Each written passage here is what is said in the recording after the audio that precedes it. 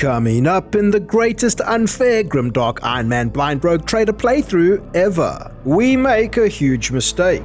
It seems there are more holes in the Imperium's religion than parasites on a grox. You forget yourself, Voidicus Hermetius Timothy. If Argenta's glare could burn, you would be a handful of ash by now. Not even a rogue trader is allowed to blaspheme against the holy faith. I made a mistake. We have a bath. Avert your eyes, handsome viewers, for I'm taking my bath. And the NPCs won't stop talking. I am ready to acquaint you with all the particulars that interest you. I could spend hours explaining, but it wouldn't make any sense to you. There are none more faithful to the God Emperor than my sisters. The Coronis Expanse is considerably removed from the heart of the Imperium. This means If the door opens, that means somebody's planning to come in, right? Those who have taken the vows and become a full-fledged sister are the best of the best. The arrival of the Lord Inquisitor has turned the Coronis Expanse in... Look at me. Welcome back, handsome viewers. It's Voidhammer time, and it's time for some more Rogue Trader. The epic saga of Voidicus Hermetius Timothy continues. Praise be to the Emperor. We basically, in the previous episode, I think we inspired all the young orphaned crew members from the battle, and so that they didn't get mad and probably cause some kind of chaos revolt, we Abelard gave them snacks, which is I didn't think that was on the list of things rogue traders had to worry about, but apparently so. That's how it goes. And we're just going to keep on going at it. What's Abelard up to? Lord Captain. Abelard surveys you briskly but meticulously, as though he is inspecting you for shortcomings. Then he offers a courteous nod. Let's talk about things that may be useful to me as the rogue trader. Okay. A noble aspiration, Lord Captain. I am ready to acquaint you with all the particulars that interest you.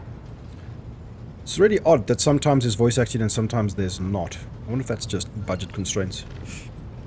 Abelard nods approvingly. Outline the situation in the Coronis Expanse for me. What do I need to know and keep in mind? This is a topic for an official briefing, not a casual conversation. But I will try to answer succinctly. And if you permit, in my own words.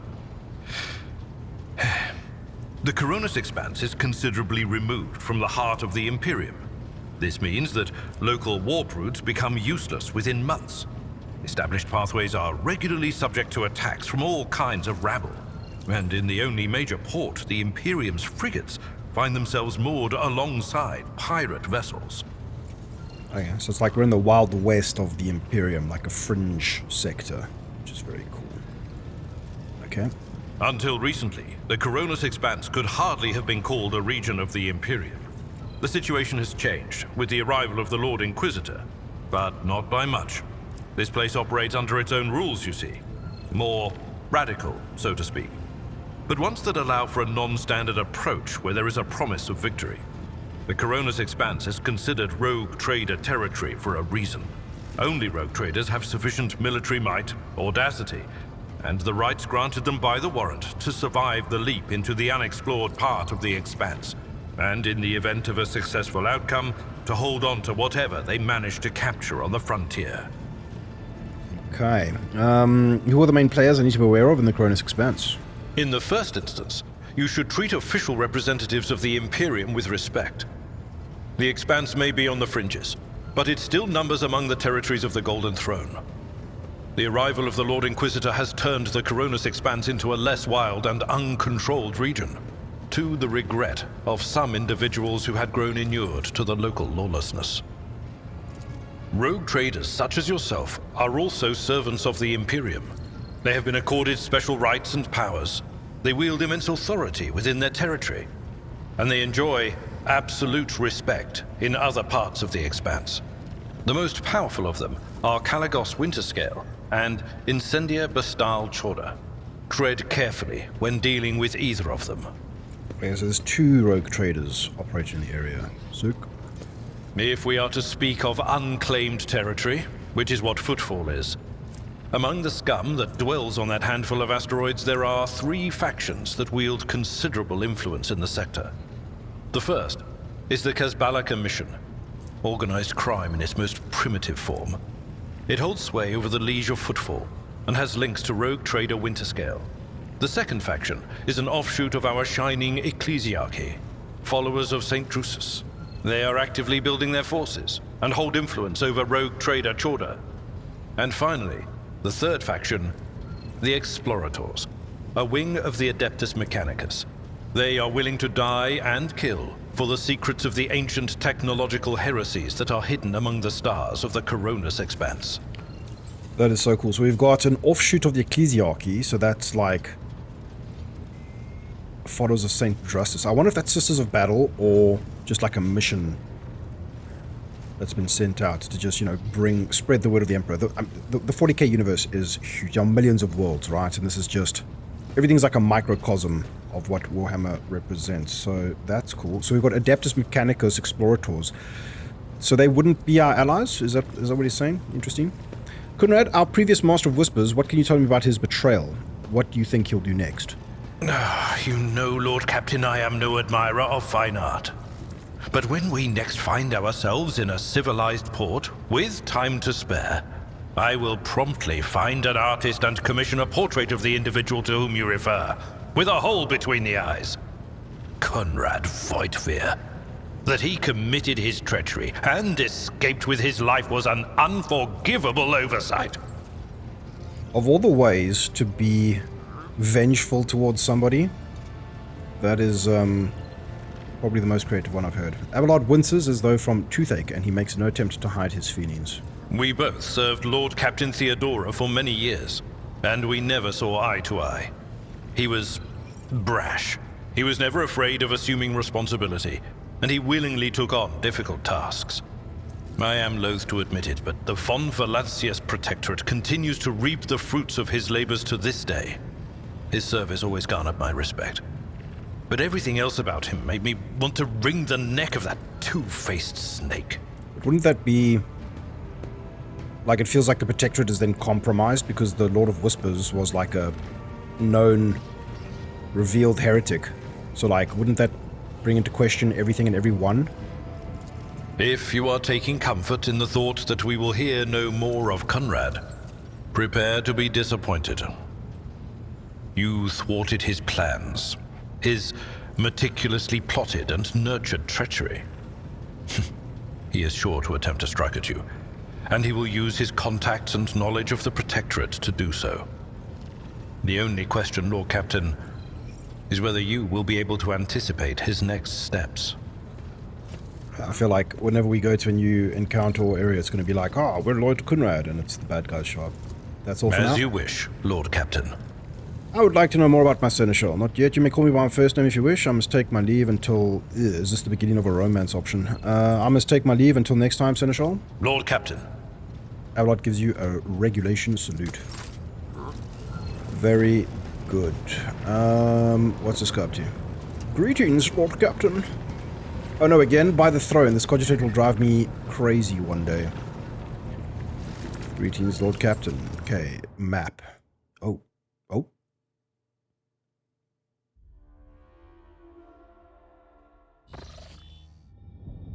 Wow. This is sick, okay. Dude, my mind is blown at the depths of this game. Where are we currently? We're over there. Oh shit, that moves the ship. Okay, interesting. I'd like to go back to the ship for now. Settings, escape. How do we return to the ship? Back to bridge. Voidship management. Oh my lord. I feel like we need a tutorial for all of this. This is crazy. Abistrix Malii Tempus. What a ship. When did we become the official namer of the ship? That's funny. Flagship. Over its centuries-old history, the flagship of the Von Valancius dynasty has undergone many modifications. Learn new combat maneuvers, develop officer posts, and improve flagship abilities at every rank to dominate the void in the expanse. Okay, this is very intense. For another time. If you don't like your character's build, you can always drop your character's current progression. All experience is refunded and you may select a different archetype. Talk to the High Factorum about this matter. Okay, sick. I don't think we'll stray too far from Astra Militarum officer, but we might change some talents eventually as we learn more. The indicator lumens need to be replaced again. Can our shuttle pilots even land their craft without unnecessary... something. Okay. We've spoken to her. Mr. Bridge Officer. Let's... Avoid minute arms. We're ready for any orders, Lord Captain. There was an incident in the officers' quarters. I see these random things are not put in the log. Hey, did you hear? They saw it again. It was on the middle decks this time. What was it? What are you talking about? Don't tell me you believe these daft rumors about the rogue trader's ghost. Oh shit. The Idora's been probably from the warp, right? Maybe I don't, but the rumors are coming from somewhere, so somebody must have seen something, or just wants others to believe they did. They should both be executed for heresy. Servitor. Idira. The tall, middle-aged woman stares straight ahead, her eyes vacant as she rubs the implant in her temple. Her collar is undone, and one of the clasps is on the verge of falling off. Sensing your presence, Idira turns her head toward you and offers you a crooked smile, even as her eyes look right through you. What's it like being a psyker? Lord Captain, forgive me, but it would be like talking to a person born blind about colors. I could spend hours explaining, but it wouldn't make any sense to you. Idira tilts her head to one side as though listening closely to something. Every psyker feels their connection with the warp in their own way. One person might see spots and shadows out of the corner of their eye. Another feels fingers running down their spine. As for me, I've got a door in my head. One that's open just a crack. There's no way to close it, no matter how hard I try. I've just had to get used to the whispers from the other side. When I need to use it for work, I listen in more closely. But I usually just try not to notice it. How do you live with this whispering in your head? Training, habit, and a little amasec and a couple other things you can get on the lower decks. If you put all those together, it makes things bearable. Sometimes I even wonder if I'm imagining half the voices I hear. You know, when life on board gets a little boring. Better than listening to the living, anyhow. What would happen if your door burst open? Well, if the door opens, that means somebody's planning to come in, right? But screw them. They're not coming through. Trust me, I know how to keep my valuable head locked up tight. Idira chuckles, but there is a shrill, strained quality to her laughter. Aren't you afraid of losing control? Only losers who are afraid of their own gift lose control. Or idiots who never figure out what they are before it's too late. Or little kids who want to play around with their shiny new toy. If you don't know the limits of your abilities, or you're always bouncing around in your own head, that's a recipe for disaster. So, for those uninitiated, unlike me, absolute lore hero master over here, the Age of Strife, I think there was like, the population boom of the humans expanding throughout the stars. I can't remember what triggered it, but something like all of a sudden many psychers were being born and they all kind of started to lose control. So essentially every person with some kind of, invariable connection to the warp became a portal, and the entire, humanity spread amongst the stars just had a real bad time, right? For those who couldn't keep their shit together. Can you see my future? All right. That's what I'm here for, after all. So, I'm just going to lean on that door in my head a little more, prick up my ears, and listen to what the warp's got to say about you. If you'll allow it, I can listen right now. Sure. All right. Let's hear what they're whispering about you. Idira laughs, rubs her hands together, and suddenly freezes with a vacant smile on her face, her head slightly tilted. You feel goosebumps appear on your skin, and your collar begins to waver ever so slightly, as if moved by a breeze from a half-open door. Seek not on firm ground, but in a golden hall suspended in the void. There waits a child without kin, but with a name blind to truth. She draws the brush across the canvas and does not notice that her palette is full not of paint, but of blood. And with each smear, this well does not deplete, but fills and fills up to the brim. One thing is clear. When this vessel overflows, none will remain unstained. That just sounds like a Warhammer miniature collector painting with good old blood for the blood god. Red instead of a base color, you know? Among the blind men and false prophets, a red-robed sage seeks the answer to a question. He does not know that it is not the answer he must seek, but the question that will draw everything into focus. Will you help him, rogue trader? But mark that sometimes ignorance is sweeter than oblivion. A chained hound chases after glimmers of the aurora, but sparks and the scent of oil confound his nose.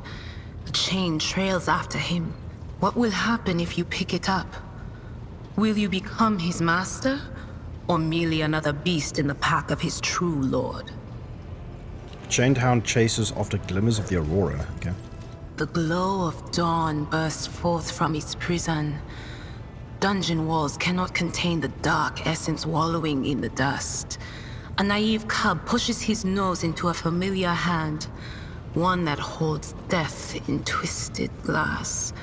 Cherish it or cast it off as a burden. The sword of change has already been raised. What is one more life to it? There's a lot of narrative to digest. It's quite overwhelming. I can see why, you know, this game kind of slept for most people. It's like a lot. I'm sorry, Lord Captain. The voices are going wild. I can't make out a thing. I'll try to rein them in somehow, but for now... The Psycho shrugs sheepishly and sniffs. Excuse me. I'd like to hear your augury, Idira. What awaits me in the future? Okay, we just done that. Where do you come from? Lyra, an outlying world in the Heathen Stars region. In the Coronis Expanse, the deeper you go, the less visible the Astronomicon gets, and the less people know about the Imperium. The arrival of a rogue trader is the best thing that can happen to a world like that. The very best. So, I mean, there are millions of worlds that have got zero contact, right? It's like, that's why they send out missions to, you know, vast, like, you know, there could be like tons of like backwater worlds out and about, and they send these missions to sort of bring them all towards, you know, to make them believe in the Empire and form part of, you know, all their resources that these worlds could be capable of producing. They get colonized and brought back into the Empire. The Astronomicon is the psychic beacon that helps navigators triangulate a course for their void ships through the warp. That is the Golden Throne, is it not? Tell me about Lyra. It's an out-of-the-way planetoid between two faint stars. On Lyra, a dozen local tyrants fight over 5 measly continents. But they use everything they can to win, from poison to psychers. I haven't been there in many years, but there's nothing for me to miss. Trust me. Idira begins wringing her shaking hands. But here on the ship is a different story altogether. I saw more wonders in my first year serving Lady von Valancius than I'd seen in my whole life on Lyra. Like my first journey through the warp. I was in bed for 3 days. I felt like supernovas were exploding in my head. I only found out later that I'd gotten off easy. Just through the bulkhead in the bay next to mine, a whole team turned into... Look at me rambling on, Lord Captain. Pay no attention. Okay.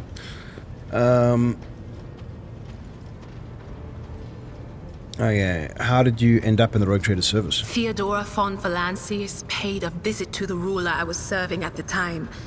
I don't know what the visit was for, and it's no business of mine anyway. I can still remember the way the voices in my head changed when I looked at her. They were practically screaming. She had so much behind her, and plenty ahead of her too. And as I gawped at her, all of a sudden I heard a whisper. A hint, a suggestion, nothing more. But I know the difference between idle chatter and a real threat. I seized my chance and approached Theodora. I managed to whisper a couple of words in her ear before the wardens dragged me away. They beat me and locked me up. No wonder. It wasn't my place to converse with outsiders. And then, Theodora's people came for me. They broke down the wall, butchered their guards. Also, I could tell them my warning in full. So, I said the rest, but I didn't want to go back to my old life. And so I entered the service of the Von Valancius dynasty. It's a pretty cool backstory. What did you do before you came to be on the ship? Oh, I embroidered wall hangings in honor of our national heroes. I did the same thing I do here, Lord Captain. Divining. Our rulers prized the ability to see into the future. Every psyker that could be found was worth a small fortune on Lyra. There's no such thing as a peaceful life on Lyra. People like me were especially sought after. They'd pick psykers up wherever they found them, buy kids off their parents, even just abduct them. Take me, for instance.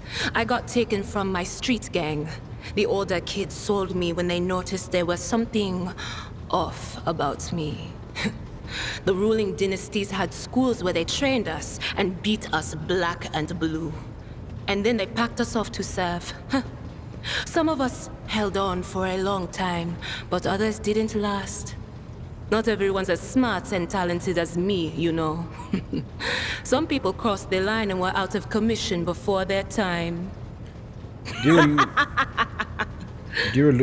Damn, she laughs a lot. Idira looks at you expectantly, then, as though clarifying, she uses her hands to indicate a head exploding and laughs. Wow. Wow. Have you ever been off the ship? A few times. Not many. And if I think about it, why would I want to? I've got everything I need here. All the whispers I hear are familiar ones. They almost feel like family. And if I want to hear about the nightmares off the ship, I can. After some Amisec. But don't go getting the wrong idea. If I have to, I'll follow you to the edge of the galaxy. Let's talk about something else. Of course, Lord Captain. About your abilities. What are you talking about, Lord Captain? With noticeable effort, Idira focuses her eyes on you. She lets out a nervous laugh. You're a psyker. Psykers are only granted the right to live with the Emperor's blessing. Have you ever been to Terra?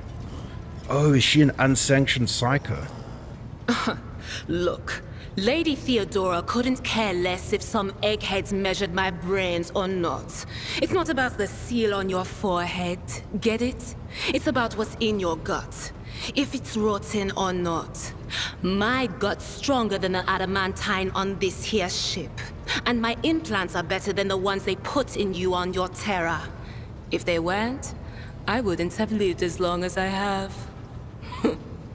Idira bares her teeth in a savage grin, a febrile gleam in her eye. What does febrile mean? We like to look up words here on this channel. Define febrile. Having or showing the symptoms of a fever, characterized by a great deal of nervous excitement or energy. I'd like to hear, Augury, did you know Theodora von Valancius well? None of the officers knew the Lord Captain well, not even Abelard, and she was always closer to him than anyone else. She told me from the off if I ever listened to anything in the warp about her without her permission, I'd be going out through the airlock. I'm not an idiot, so I never stuck my nose where it didn't belong, only when I was asked. It's hard to wrap my head around the fact that she's gone. Lady Von Valancius gave me everything I have. She opened the stars to me and the paths between them. I still think I can hear her voice. Her eyes darken and a strange otherworldly expression comes over her face. She lets out a sharp breath and shakes her head. Things are strained between you and Argenta. Argenta, isn't that right? The little sister is afflicted with her own set of voices, ones that whisper to her about corruption and heresy. The silly girl doesn't realize that if she wants to find the source, she needs to start by looking in her own head. Puritans versus heretics. Dogma versus heretic. I'd like you... Cool, I must take my leave. Of course. Always at your service. Whenever you need me. Okay. Let us explore the ship. To another compartment. If we go to the map now... High Factorum Janris. Can we make a... Ah, nice, okay. Can find our way around easily. Where's this guy? There he is. High Factorum Janris Danrok. The corpulent man in lavish clothes bows before you, not without difficulty. The silver skull whirs over his shoulder while the fingers of his augmented hand drum against the sheaf of papers he is holding. Excuse me. And he regards you with attentive interest, although through the lens of his magnifying implants. Greetings, your lordship. Janris Danrok at your service. How did you come to serve? What was it like working with Idira? Okay, we'll chat to these guys later. This is probably respec. I wish to bolster my retinue. Okay, it's probably hire other companions. I want to know about the people who buy our plunder. Of course, Lord Captain, who interests you exactly? We most often deal with the followers of Saint Drusus, the Explorators, the Kasbalika Mission, or Emperor forgive us, the Fellowship of the Void. Who the hell is the Fellowship of the Void? Janris emits a laugh like a gurgle. A pompous name, is it not? In truth, they are a gang of pirates who are forever squabbling over loot and territory. However, some of their little flotillas need supplies or can take awkward cargo off our hands without asking questions. Of course, there is always a risk that these scoundrels will change their mind and attempt to board us instead. But so far, our macro cannons have managed to keep them in line. They say Riza Calvaria speaks on the Fellowship's behalf. The Adeptus Amasecus on footfall is rumored to be her favorite haunt. Why are we giving away our spells to these people in the first place? Did he say that? They just pull for us every now and then.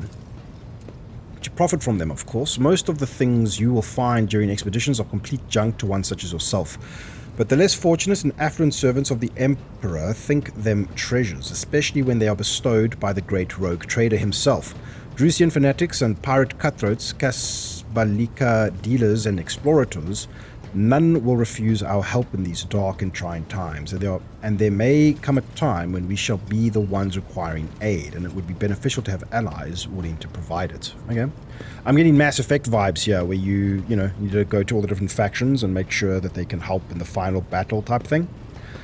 We'll learn about these guys later. Let's change the subject. How did you come to serve? Oh, what did you... I don't remember what this guy does. As the High Factorum, my duties encompass anything that might enrich you and your protectorate. I see to it that the suppliers deliver all shipments on time, that our partners do not weasel out of their promises, and that all servants remember that the Emperor's grace can only be earned through toil for the good of the Von Valentius dynasty. I also make arrangements to ensure that our hold receives less than thorough inspections by port customs officers, and I find buyers for whatever you wish to sell. Okay, cool. And of course, I ensure that the Protectorate's worlds prepare their tithe in a timely fashion. Tithes are epic. So this is like the concept of like the Emperor, the Imperium just rocks up on the doorstep of planets and like just demands commodities and money and, resources and stuff. Let none ever say that in my lifetime that the dynasty has disgraced itself with a late payment of the sacred tribute.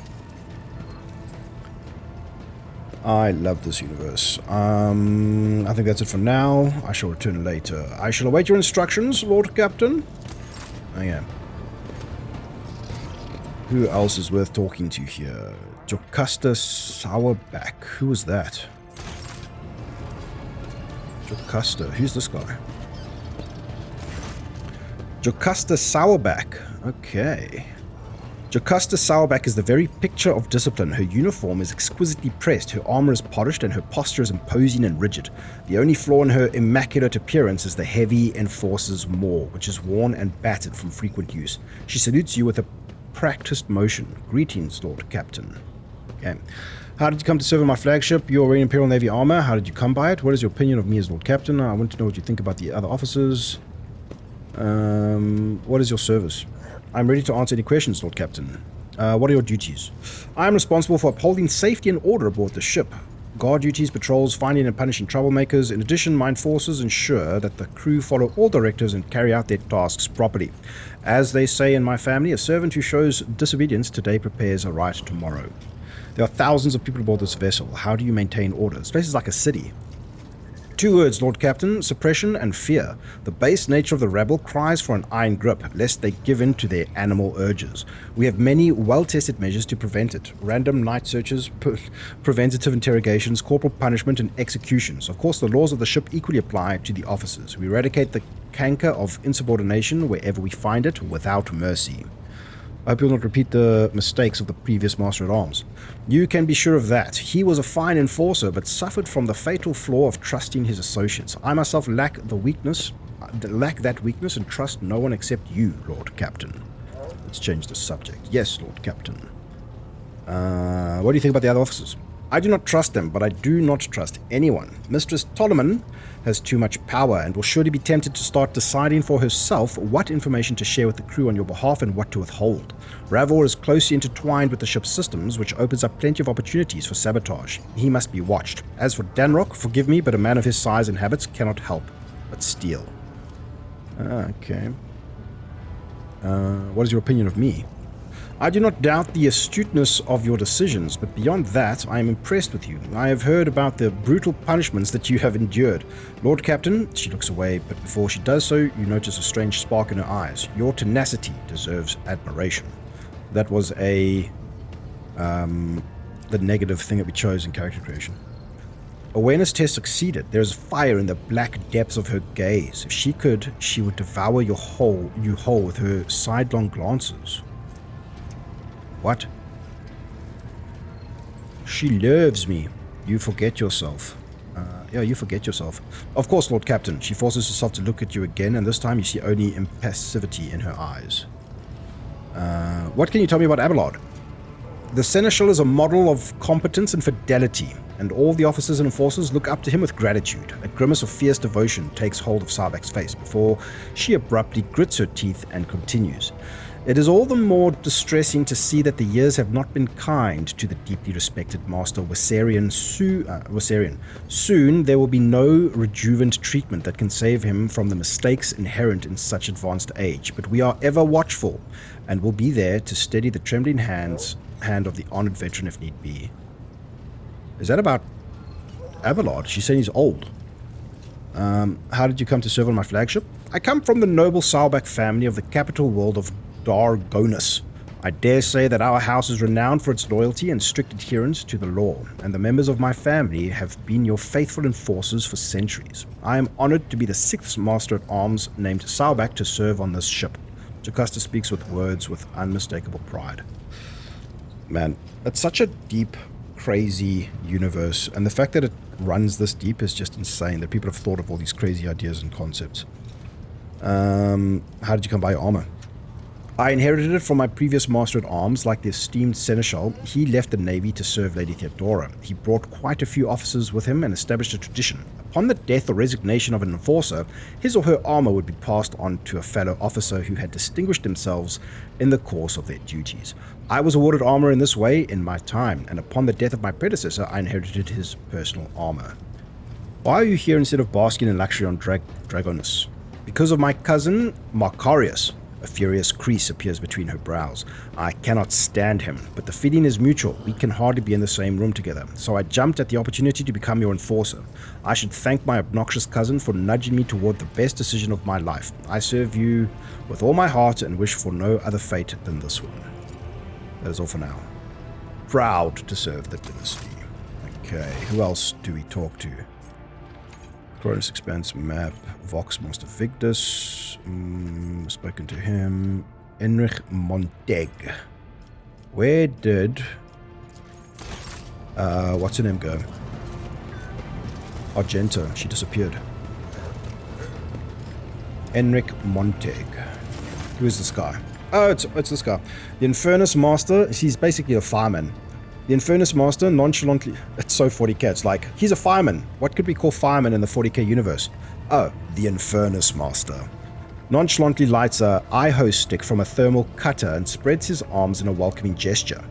Heinrich Monteg, at your service. He smells of cinders and iho, a common form of recreational stimulant that consists of a rolled-up paper stuffed with a plant-derived substance. When it lit, the substance emits smoke that is inhaled through the tube. It's a cigarette. His face is sooty and his belt is laden with a number of heavy tools. You would have taken him for a laborer if it weren't for the greasy and ragged officer's uniform. I think that's enough for now. Never let your fire go out, Lord Captain. That's a weird thing for a fireman to say. I mean, no. He hurriedly waves his hands. That's just a stupid little guild in-joke. Seriously, if you see an Infernus next to a naked flame, run. That makes no sense. Okay. Oh, there's Argenta. One last chat. Even in stillness, Sister Argenta radiates energy, with her dark eyes shining, a slight blush to her cheeks. She is reciting a prayer and looks at you only once she has spoken the final line. Tell me about the Adepta Sororitas. Yes, this is some good lore. Yeah, let's do that. Gladly. There are none more faithful to the God Emperor than my sisters. We fight against his enemies by the will of the Holy Ecclesiarchy. I beg your pardon, rogue trader. Here I am talking about what every lesser noble in the Imperium knows. So what exactly are you interested in hearing about? The religious body of the Imperium, also known as the Ecclesiarchy, which venerates and promotes the worship of the Emperor of Mankind. They're like the, what's the word I'm looking for? Evangelists. They run around and spread the good word. They knock on planets' doors and say, have you heard about our Lord and Savior, the God Emperor of Mankind? They say the Adeptus Sororitas are the fiercest in their faith amongst the warriors of the Imperium. Is this true? It is. The Sisters of Battle are a fire lit by the God Emperor. They are the echo of his voice that travels through the dark expanses of the universe. We bring his wrath to heretics, mutants, and other enemies of humanity. We protect the faithful from the unholy and unhallowed. Sometimes with words, more often than not with a bolter. They're actually such a metal faction because they have these, I think they're called penitents, and it's like a dreadnought, but the person is exposed on the outside of the mech, and they're just like naked and exposed and like being like crucified and stuff. It's so metal. Are all sisters truly as faultless as you say? Even the novices of the Adepta Sororitas are drawn from among the most worthy. Those who have taken the vows and become a full-fledged sister are the best of the best, tested by trials of body and spirit. Yes, there have been cases when a sister stumbled or showed weakness, but do not expect to hear a story of depravity or downfall from me. That'd be so dark if she had like a story arc and she ended up being a penitent. Each such occurrence is a great tragedy for us all. Light cannot bear the smallest speck of darkness within. And thus those who have trespassed or shown weakness of spirit are given a chance at redemption. They are called Sisters Repentia, and may the enemy tremble before her, for nothing can stop a sister of battle who yearns to be cleansed of faults and weakness. I could be getting penitence and repentia confused. Wearing nothing but robes. There we go. No armor. Eviscerator in hand. Those sisters who have once faltered find repentance on the battlefield. Their lives are seldom long, but a death in the name of purgation is a better fate than to live with a shadow in one's soul. Okay, so a Sister Repentia is the Warhammer unit, or whatever you want to call it, miniature, that runs into battle naked. And the penitents are the ones strapped to, like, dreadnought type things. What order are you from? Once I had completed my novitiate, I was sent to the Calixian branch of the Order of Our Martyred Lady, assigned to the Orders Pronatus. The Order's mission is vital and noble. The Sisters Pronatus protect great relics of the Imperium. We guard them, preserve them, escort them when they are brought onto the battlefield or presented for pilgrims to venerate. So I enjoy Total War, Warhammer, the fantasy stuff, and this sounds like the people the Bretonnians who like carry around, what are they called, reliquaries or something? They carry around like the remains of like the horse and the knight. These peasants, it's really funny. And we seek out the relics that have been lost. Neither a coven of heretics nor the most wicked death world can deter Sisters Pronatus when their goal is to return a piece of the great legacy of the Imperium into the hands of the faithful. I wonder if this order is like popular amongst Warhammer like people, aficionados, or if it's made up for Rogue Trader. Because I mean that's kind of the beauty of Warhammer, right? A lot of stuff is like they're like, you know, Games Workshop kinds of like encourages people to like make their own chapters and stuff, right? Pretty cool. Ooh, yes, Law Imperium succeeded. The Order Pronatus is not one of the Orders Militant, and yet you are a trained fighter. Don't let the name deceive you. The Order's militant trains Sisters to march onto the battlefield as an army. That does not make Sisters who belong to the non-militant orders timid and helpless. Alright. Both the solace-bringing Sisters Hospitaller and the enlightened Sisters Dialogus know how to greet enemies of humanity. Their dialogue with heretics is usually quite short, with the last word being a bolter discharge. This is why I love this game so much. For all intents and purposes, this game is it's a book disguised as a game, right? And it's just, you know, when people think of Warhammer, they just think of like Space Marines and Chaos Marines and Orcs and stuff, right? But there's so much like just the everyday human beings. Like there's so much more depth and detail to this, and I think it's a fascinating thing to explore, and I think Rogue Trader like just nails this. And my order has all the more reason to be known for the martial prowess of its sisters. We are the keepers of the Imperium's relics. What would become of our blessed hero's legacy if the Sisters Pronatus could not protect it? After a short pause, Argenta adds with somewhat arrogant haste. You said you belonged to the Calixian branch of your order. What brought you to the Cronus Expanse? The Order sent me to Footfall. My undertaking was to assist the local priesthood of Drusians in caring for a sacred reliquary that had been there since the time of Parsimist Owain, the station's founder. Followers of the cult of St. Drusus, a legendary hero of the Angevin Crusade, who founded the Calixus sector for the Imperium of Man. Footfall's the abandoned station, is it not? Massive void port, notorious hotbed of vice. Okay, no, it's not abandoned. Are there any other members of the Adeptus in the Cronus Expanse? None that I'm aware of, but the Sisterhood's orders are many, and can operate independently of one another, sending their sisters wherever their presence is needed as deemed by the Ecclesiarchy.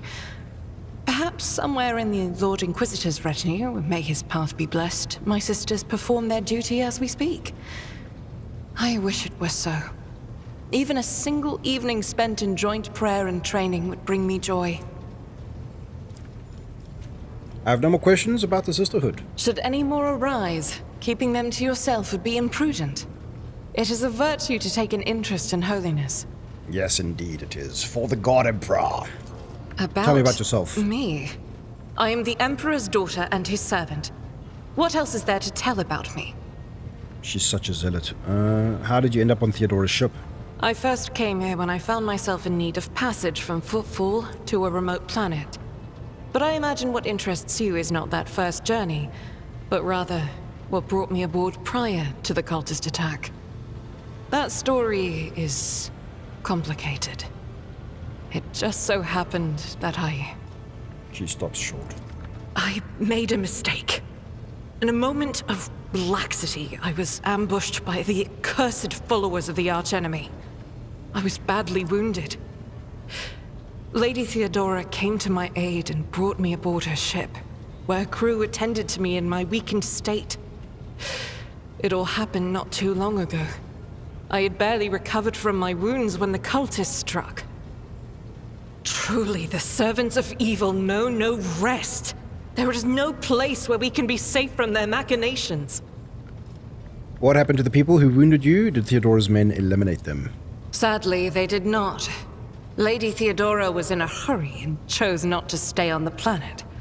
Her people took me to a ship while I was unconscious, and when I came to my senses, we were already flying away. How I pray to come face to face with those heretics once more, and it's bound to happen someday.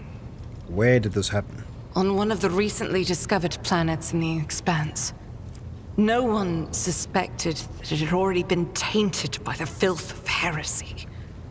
Had I known it beforehand, of course I would have been on my guard. We could go to that planet and deal with the Chaos Worshippers. The path to that planet was lost.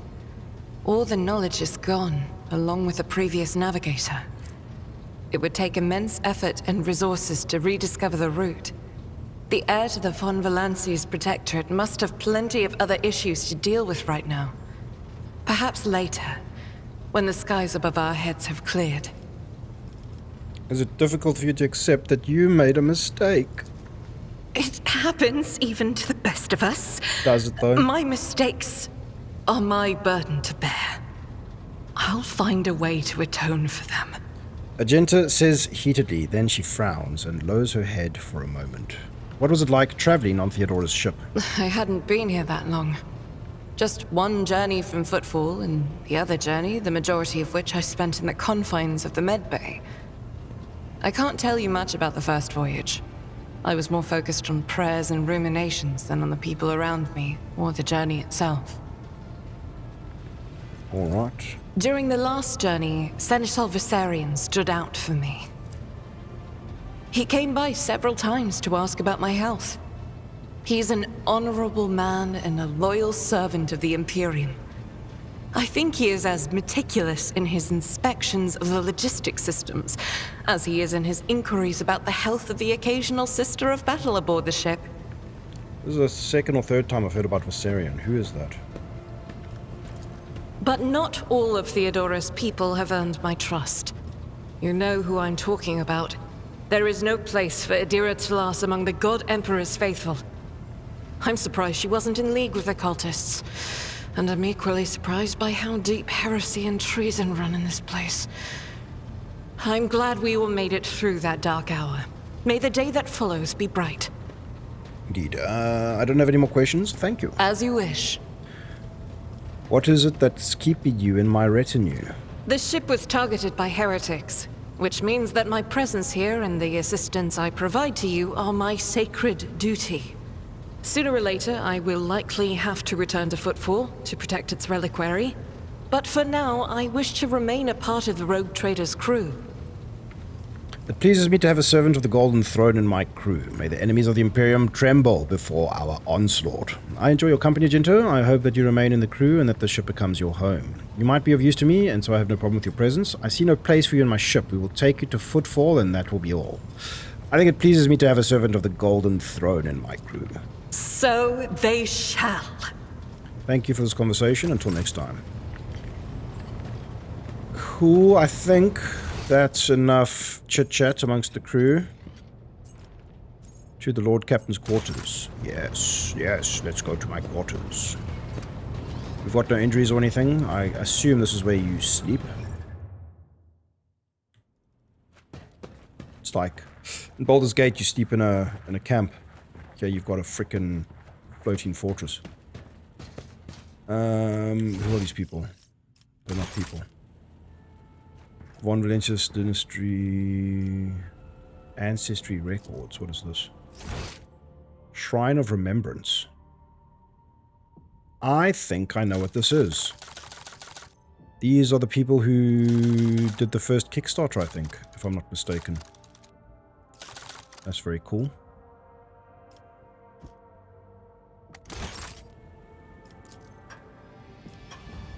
The ticking of the Kronos seems too quiet for its bulky size. The vault. Okay, why would we need a vault? It's like a stash from Diablo. The light glinting off the polished skull of some unknown Xenos makes it seem like the bony face is mocking you. Like, I think anybody else with a skull of Xenos would be tried and executed for heresy, but because you're a rogue trader, you can just have stuff like that. Link your account. Wait, what? Okay, that's some Twitch stuff. To inventory. Ooh, is this deluxe goodies? You know what, man? I'll take it. A blast wave.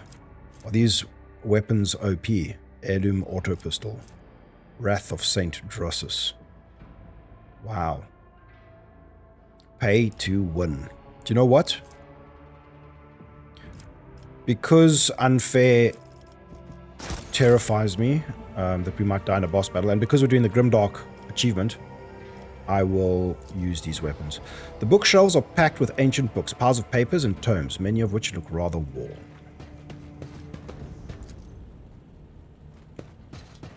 Okay.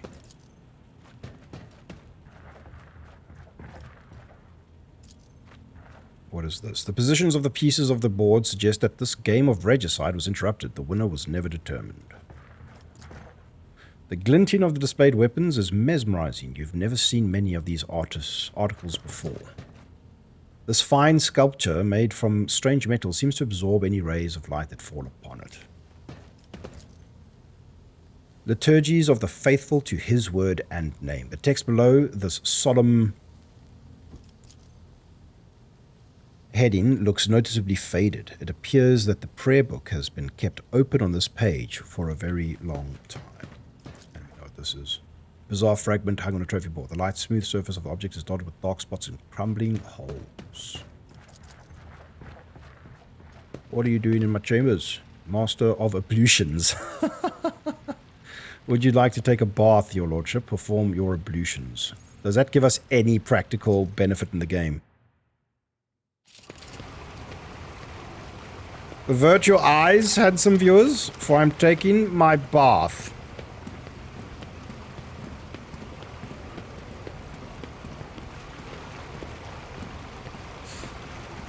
Look at me.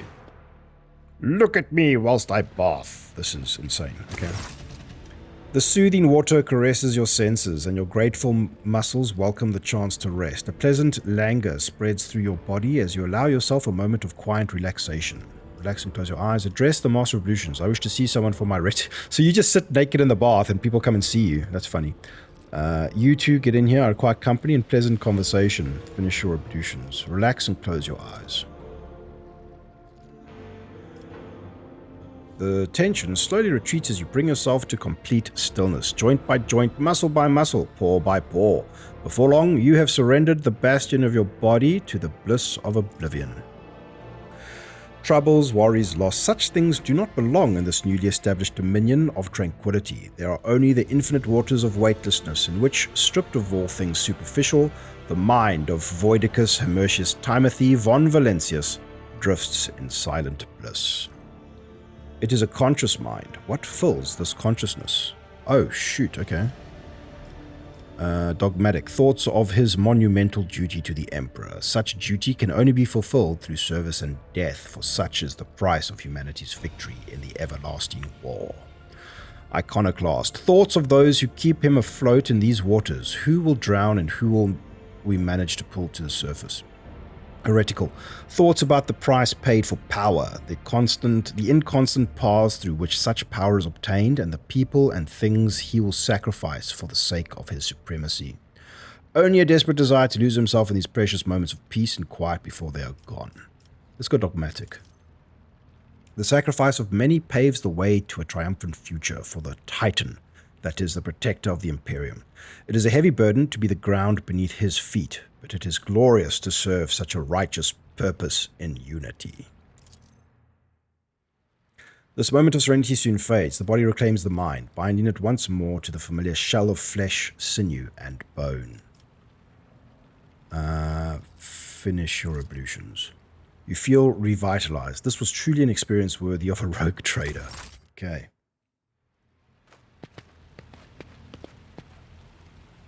Oh, we got a buff. Well-deserved rest. The character will have high initiative in the next combat. This is a one-time bonus that disappears after the combat ends. You feel thoroughly refreshed and ready to take on new challenges. Nice. What is this? The long dead eyes of this fierce monster forever capture the fear and pain of its final moments. Sick.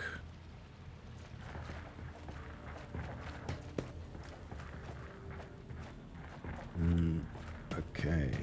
I think we're done here.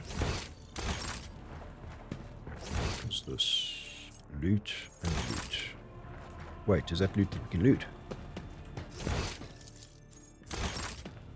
No, it's just that. Vault. Okay, let's get on with it.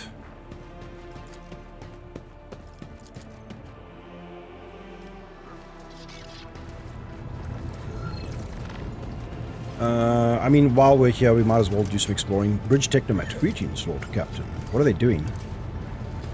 Doing their incense machine god things. Sick.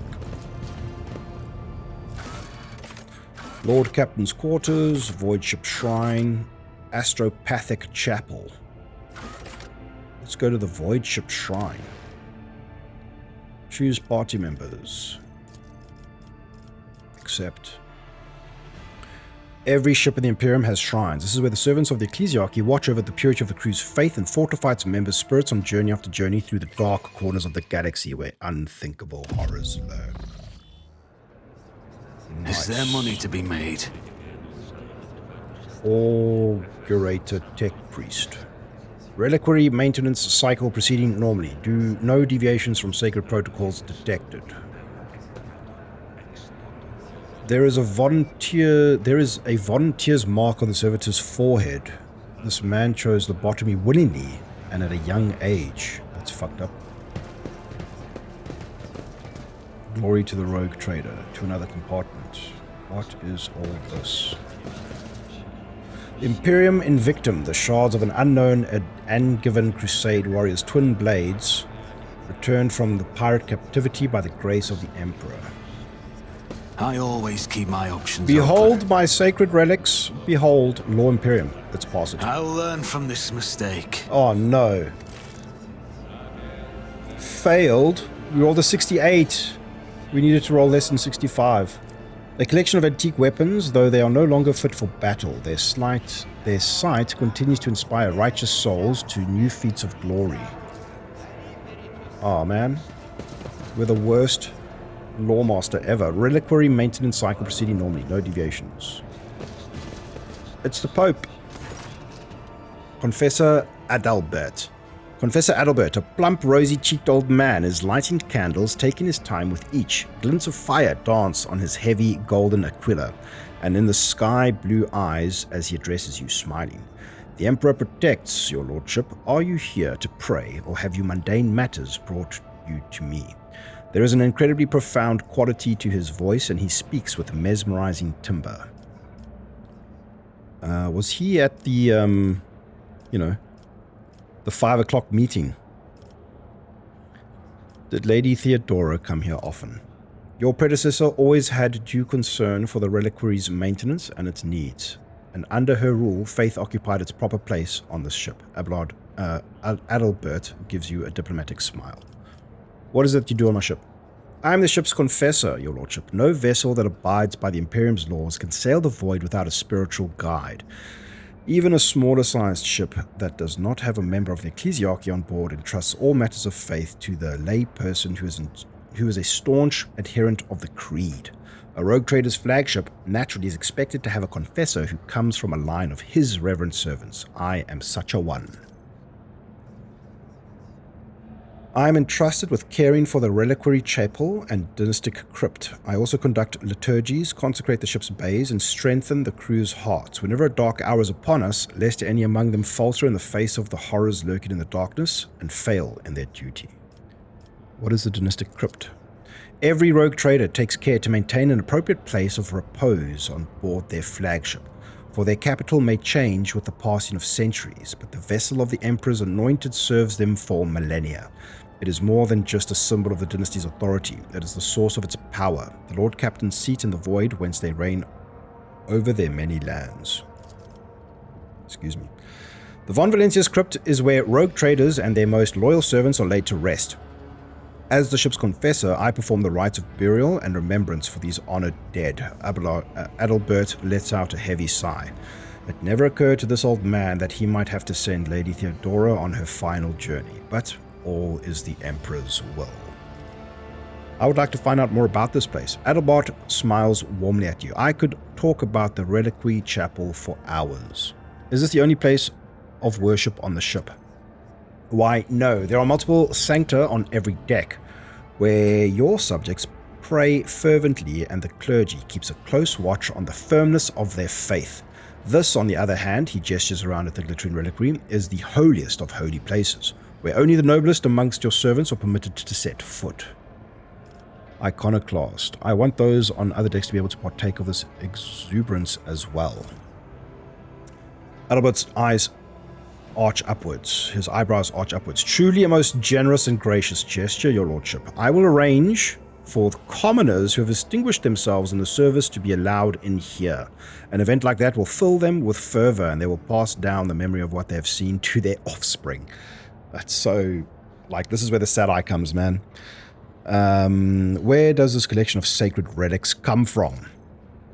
Every relic we have here was either arduously tracked down by your ancestors, captured in battle against the faithless, or received as a gift for glorious deeds. A show of loyalty to the Emperor that speaks for itself, does it not? He makes no effort to conceal his pride. For our part, we keep the precious relics intact, undisturbed, as we conduct liturgies and perform rites. Initiate Zeke is especially diligent in his care for the relics. Though he is of common stock, he earned his position through dedication and piety. I will do my best to answer them. I would like to hear about the Imperium's tenets from you. You are positively beaming with joy. A priest like you is a rare sight. People confess to you, do they not? I'm interested to know the thoughts of some of my subjects. Ours is a throne-fearing flock that regularly leaves vox recordings in the shrined confessional house in the eastern part of the reliquary. This allows us to maintain constant watch for any heretical tendencies. We can observe the earnesty with which our parishioners render their duties, as well as any dangerous dissent brewing in their minds. Initiate Clotus is responsible for sorting the confessions. He would be honored to offer you access to the confessional cogitator. Let's hear the tenets. In a voice brimming with solemnity, Adalbert begins. Every man and woman has their place in the order he created, and this order must be followed and the will of one's superiors obeyed. Beware of witches, an individual of any intelligent species who possesses some degree of psychic ability or powers, for they have been stained by the warp. Persecute mutants, for they are perversions of the human form, and hate the accursed Xenos. Wait, what was that? A term used with the Imperium to refer to aliens. The Imperial Creed prescribes being wary of psychers, but the Imperium needs them. Yes, let's debate the philosophy of psychers and the Imperium and the religion of dogmatic prayer to the Emperor. You are right, without the astropars we are deaf and blind, and there are many other psychers laboring for the good of humanity. That is their place within the Emperor's design, but only those among them who accept his light and have been authorized. Idira scoffs contemptuously. For once in your life you could just admit it. It doesn't take a tongue calloused from prayer to handle the warp's dangers. The ecclesiarchy tells us to persecute mutants, but an exception was made for navigators. The Navis Nobilite are different from most humans, but their differences are a blessing. They are noble servants of the Imperium who help humanity expand its galactic domain. Do you not see that as a higher purpose that pleases the Emperor? Now, they'll twist and, warp things as they need. Among the Adeptus Mechanicus, the Emperor is known as the Omnisire. They have their own form of worship. Do they truly share our beliefs? Most certainly, different likenesses of the Emperor and ways of worshipping him can be found across the Imperium's worlds, but we all believe in the one. Come to think of it, my warrant entitles me to violate the Imperial Creed in many ways. Violate, those are not to be conceived of as violations. A rogue trader's privileges come with a duty. The duty to expand the bounds of human influence. If the rogue trader must take responsibility for unorthodox solutions or actions in the course of performing that duty, then so be it. The whole concept of rogue traders, I mean, I know it's the OG role-playing game from like back in the day. But it's such a great way to experience the Warhammer universe beyond, you know, the obvious Tyranids versus Space Marines, Endless War, etc. It seems there are more holes in the Imperium's religion than parasites on a grox. You forget yourself, Voidicus, Hermetius, Timothy. If Argenta's glare could burn, you would be a handful of ash by now. Not even a rogue trader is allowed to blaspheme against the holy faith. I made a mistake. Abelard clutches his chest and exclaims in a fearful voice, "For the sake of your own soul salvation, this conversation is over." Did I really say something that bad? It seems there are more holes in the Imperium's... Wow, okay, yeah, maybe I shouldn't have said that. Did we lose anything from that? We're not a heretic. Wow. Okay.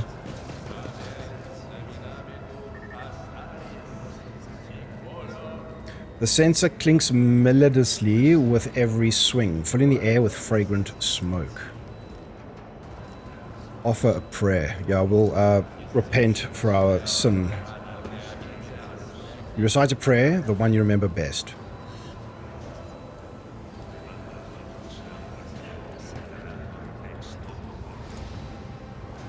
The Aquila Anima, a fragment of the Cathedral of Eternal Redemption brought from the Shrine World of Solus 6, now lost. This is insane. Look how many people are here.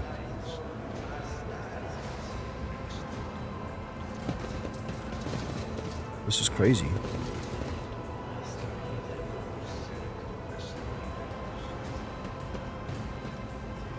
Remember, ignorance is virtue, mercy is weakness, and there is no greater reward than to die in his name. So one thing that is amazing about Warhammer is the inquisitorial like slogan for the guys who operate as the Inquisitor agents throughout the Imperium.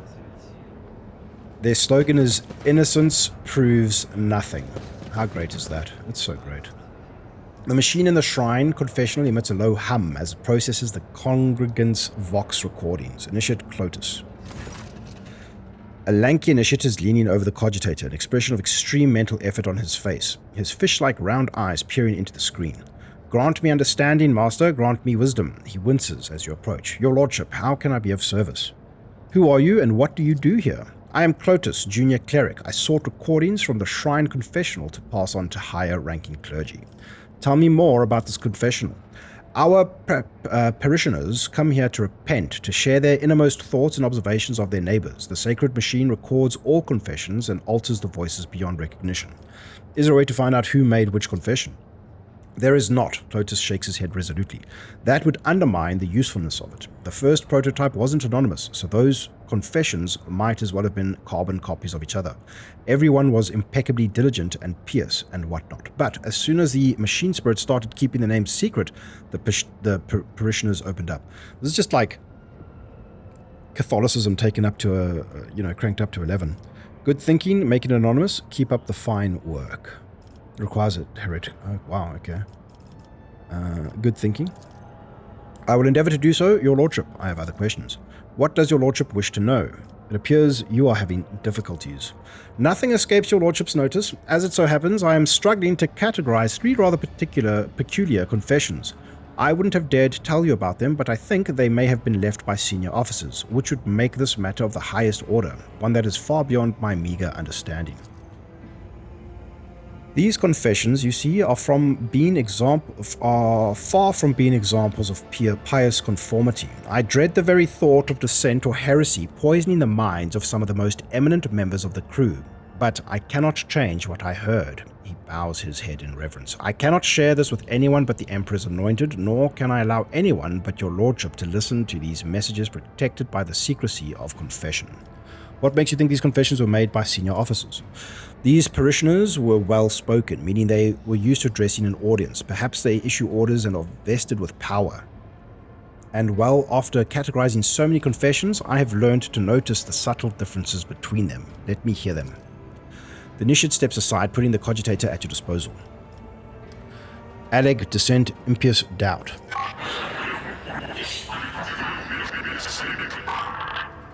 One question has troubled me for years. Why are some destined to perish in the warp while others must go on living and preserve the memories of the dead? Worthier and more luminous souls have been lost, and yet I am still here. Light static distorting the recording, but you are confident that the speaker is male. Alec, theft of ship property. The orphans on the ship have already been provided with the bare essentials, but every so often I consider increasing their rations and ordering more sets of clothes for them. That will not replace the families they lost, but it will improve their lives somewhat, especially given that the ship has enough resources to cover that comparably trivial expense. Despite the poor sound quality, determine the voice to be male. Coded message, irreverence. Oh. Lop-eared kleppers display a high degree of socialization both among their kind and toward their owners. These animals adjust well to Voidship's lower gravity since it is similar to their homeworld's conditions. Lop-eared klepper meat is edible, should necessity demand it. The voice sounds muffled as though from behind a thick layer of glass, but is unmistakably a woman's. Okay, I think we missed something there. We got something. Step away. The initiate looks at you, intrigued, but does not say a word. I'm curious to know who left these confessions. I will seek them out. I don't think we should say that. Enough about that. Of course, Lord Captain. Wait, maybe we should. I'm curious. Oh, cool. I suppose those confessions truly are special. If your lordship is giving them his personal attention, the initiate bows deeply. Never would I have imagined the rogue trader himself coming to my aid. Find the markers. I will leave you to your concerns. The initiate replies very solemnly. I labor for the glory of the Emperor and House von Valancius. Okay, I feel bad for not being as dogmatic as I should have in that previous conversation. The Rex Regalia, the partially restored blade of Zathudas the Earnest, a missionary who decimated the abominable Xenos and fell in a deathly battle against the unrighteous. So, keep your wits about you.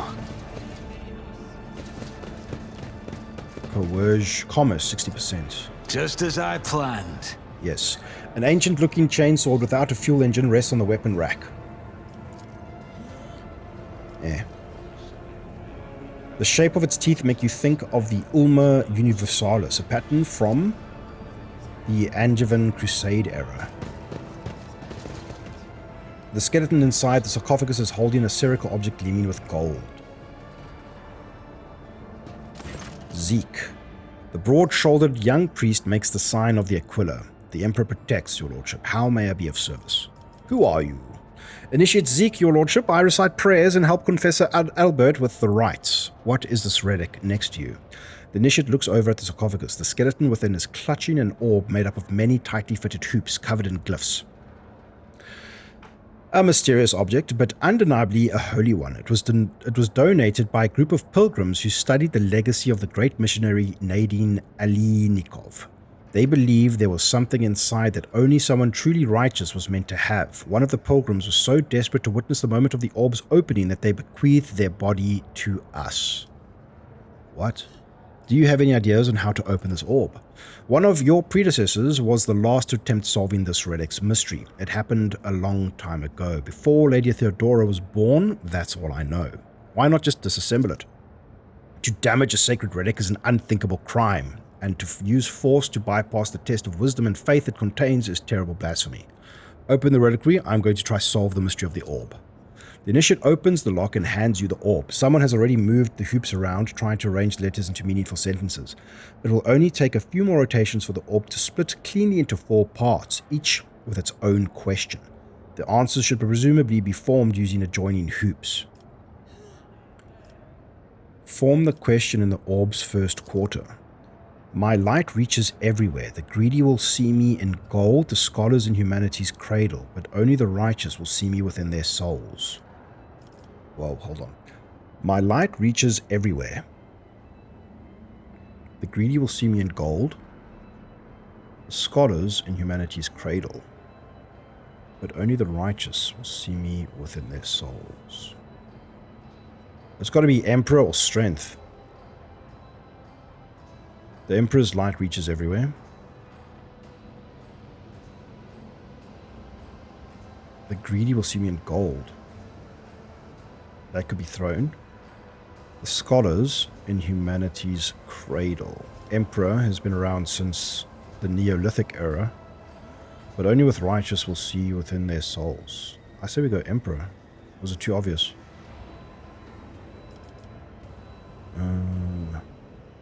Humanity's cradle. It can only be Emperor. Or Strength. Emperor.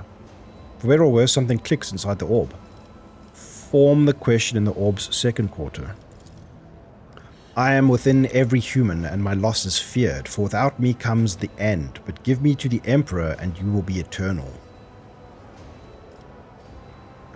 Give your blood to the Emperor, and you'll be eternal. I am within every human. My loss is feared, for without me comes the end. Give me to the Emperor, and you will be eternal. I believe it's blood. It's blood or soul or life.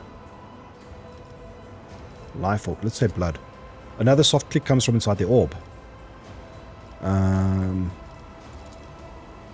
I am poison, I am perdition, I am disgrace. Burn me down, eradicate me, or perish rejected by the Emperor.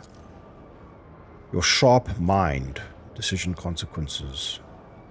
Quickly scours the recesses of your memory for any fragments of Nadine Alinikov's sermons. You recall that she mercilessly denounced the weakness of those who have faith in the Emperor but are incapable of translating that faith into deeds.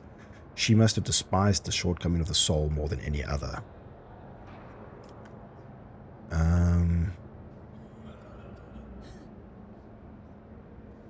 Your sharp mind quickly scours the recesses of your memory for any fragments of the mercy to denounce the weakness of those who have faith in the Emperor but are incapable of translating that faith into deeds. Shortcomings of the soul. Could be these two. Weakness. With a click, the hoop settles into place. Form the question in the orb's remaining quarter. In your body, mind, and soul, you must possess me. I am no mere absence of stains. I bring you closer to him. In your body, mind, and soul, you must possess me. Purity. The hoop shifts and return to the previous range. You will have to start over. Emperor. Blood. Weakness. Loyalty. The hoops shift and return to the previous arrangement. You'll have to start over. The initiate recites a short prayer as he locks the repository with great reverence. I wish to try opening it one more time. Emperor. Blood. Weakness. Duty. What if you say throne? Someone clicks inside the wall. Oh jeez, they've made this really difficult.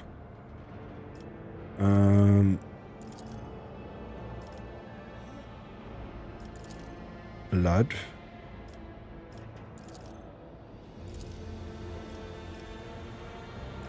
Heretic. Martyrdom. Wow, okay. Emperor. Blood. I'm so convinced that that's blood. Betrayal. Purity. Man, okay. Well, I think with that, I just want to talk to this guy again quickly, see if we can make up for our sin, and then we might have to call it, because it's getting late, and we've gone on for an hour and 20 minutes already. After hearing this, I will have to spend no less than 3 watches praying for your lordship. Man, we really messed up there, hey? Okay. I am going to call it there. Ladies and gentlemen, handsome viewers, Thanks for watching, and I'll see you in the next one. Cheers.